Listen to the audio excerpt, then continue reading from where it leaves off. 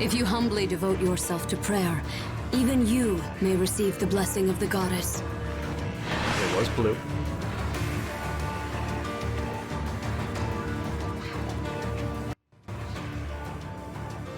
I know someone who's been hoarding for this, really? They're in good shape because blue is really good on this banner, especially now that we have Seiros. You This is actually must really be cool. purified. I'm glad it's Seiros and not Rhea. Anima. Okay, yeah. That's kind of what I guessed. We already have a ton of anima heroes, but... yeah, she's a dragon.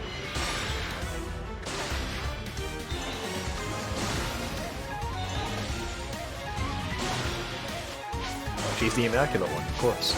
That's her title, right? Ooh, Flame's here. And Deke. Well, there we go. I just assumed Seiros in the girl form. That's a good point, actually. When you fight her as Seiros, she doesn't transform. We got... she has... oh, Dragon Ball is an inheritable skill, it looks like. Okay. Well, first of all, Aurora Breath grants attack +3 if unit initiates combat. Grants attack +6 to unit during combat, and unit makes guaranteed follow-up attack. If foe initiates combat, grants defense res +6 during combat, and foe cannot make a follow-up attack. I actually like that. So it's like... yeah. I was kind of waiting for us to get a skill that was kind of like this. I thought it would be like an A skill that you could inherit, where it's like, if you're initiating combat, you get 6 attack. If you're defending, you get 6 defense. I kind of like it, actually. It's also straightforward, which I appreciate. Relatively straightforward, anyway.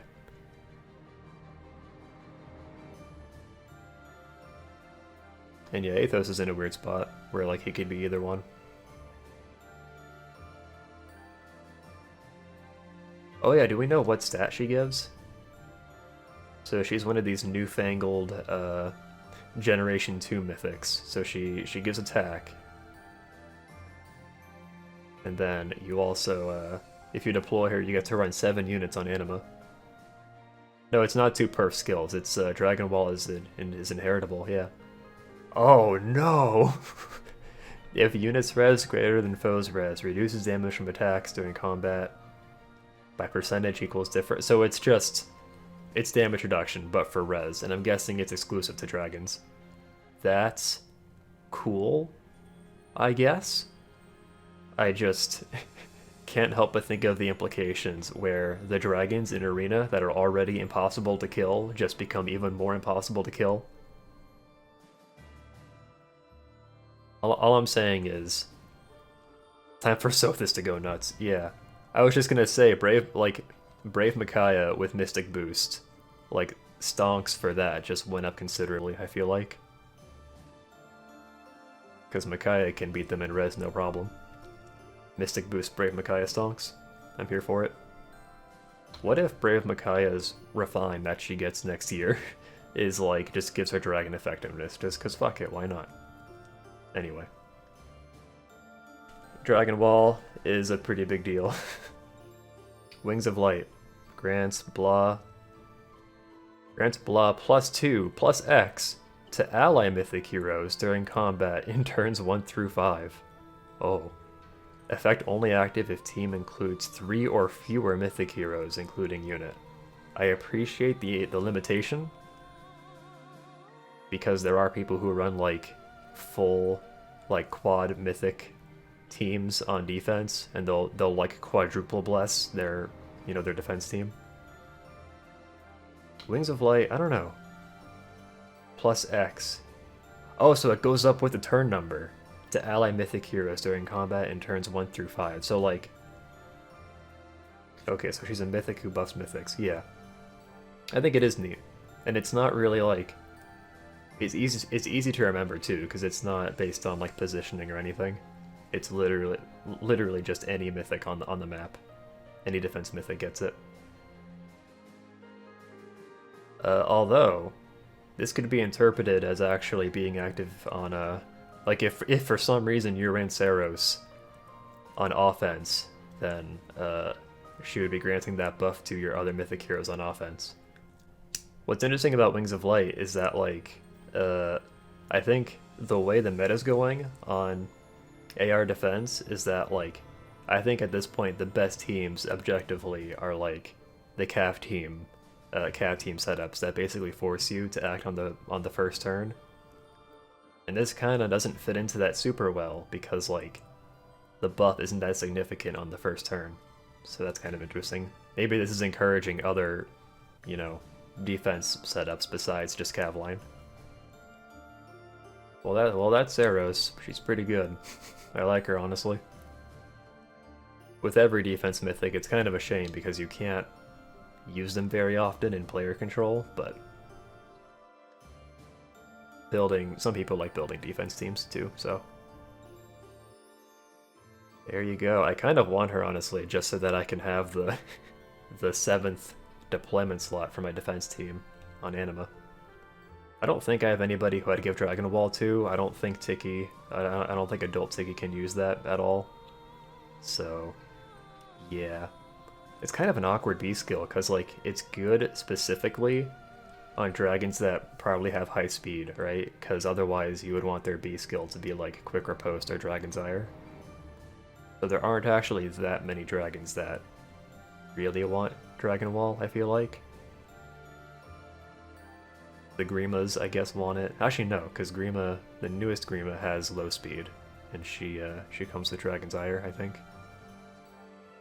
Anyway, I kind of wonder how her personality will be like, because, like, the one time you encounter Seiros in Three Houses is, like, when she's, like, kind of starting to become unhinged, you know? In the other routes, I don't think you ever meet Seiros.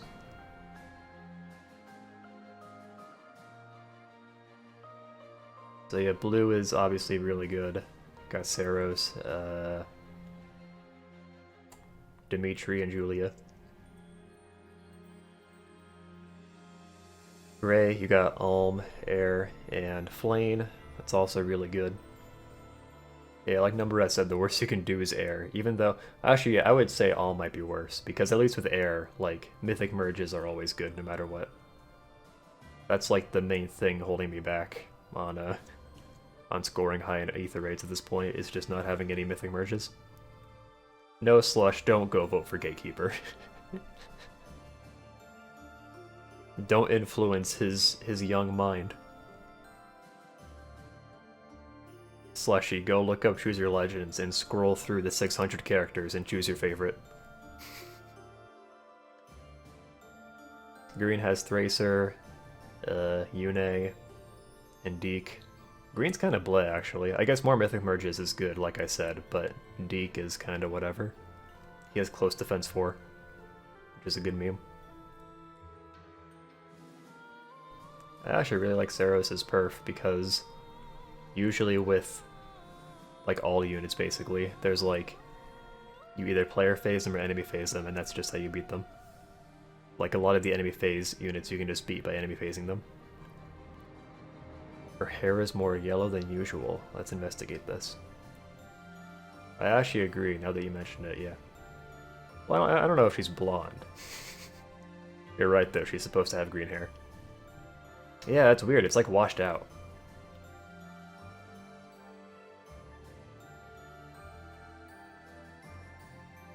Yeah, you're right. That's weird.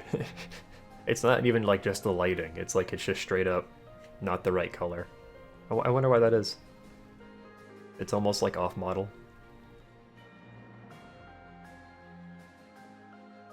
Also, I was thinking that for the Fallen Heroes banner this year, spoilers, I thought we might get Rhea in some form, but that seems unlikely now.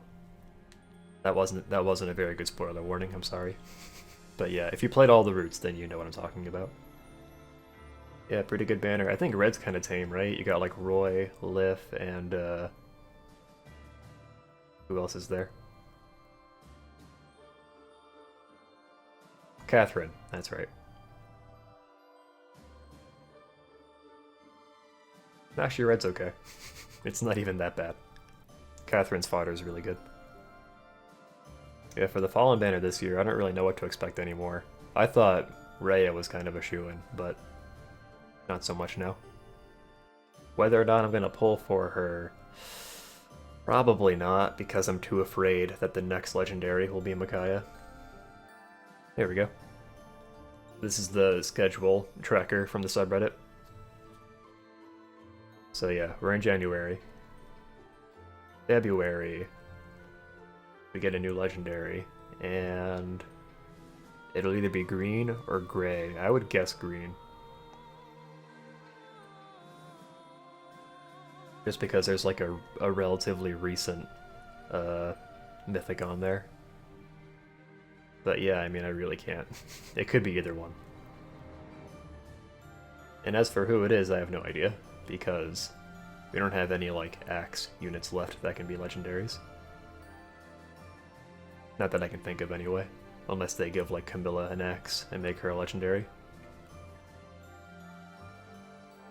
If February is legendary Camilla, then get hype. Or legendary Xander, finally. The people who predict legendary Xander every month will finally get to say, ah, I knew it. It's time. They don't have a colorless hero to use after this on the graphic? Oh, you're right. Down here. Flame was the only one left in the queue. Who was... They have Sarah now. But yeah, Sarah would be too recent to appear in February's banner. So that's a good point, actually. That might actually mean that it's slightly more likely that February's legendary will be gray, because they can't use Flame, and they can't use Sarah, because it's a little too recent. They could just choose, like, a random one. Did Shamir get skipped? No. I think Deke came before Shamir, right? I could be wrong. When did Deke come? Oh, Deke was after, wasn't he? Yeah, weird. Deke is the first one to appear from that banner. So Shamir did get skipped for now. She might come back later. Now I'm thinking the legendary in February might be colorless, which makes it more likely to be Micaiah. So for that reason, I'm not going to pull on this mythic banner. It's too dangerous. 1090. So ideally, Micaiah is not next month, but if they start, I don't know, like once we get to like April, then it'll be almost time for the Bride Micaiah rerun in May, so I'm not sure how that's going to work out. We'll have to wait and see. Oh, you know what, actually? The legendary in February, probably not going to be Claude, right? Since we just got Seiros. That's concerning. If it can't be Claude, then once again, that just makes it more likely to be Micaiah.